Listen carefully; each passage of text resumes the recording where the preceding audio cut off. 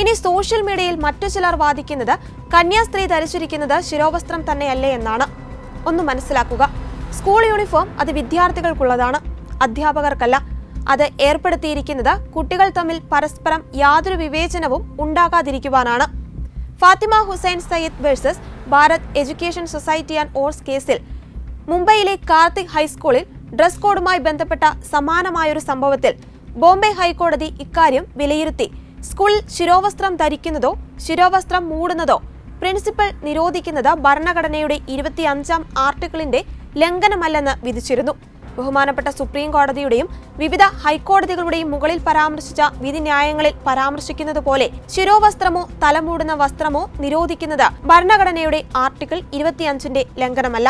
അതായത് വിദ്യാഭ്യാസ സ്ഥാപനങ്ങളിലും തൊഴിലിടങ്ങളിലും മാനേജ്മെന്റിന് തീരുമാനമെടുക്കാം. ചുരുക്കി പറഞ്ഞാൽ വിദ്യാലയങ്ങൾ മതസ്ഥാപനങ്ങളല്ല.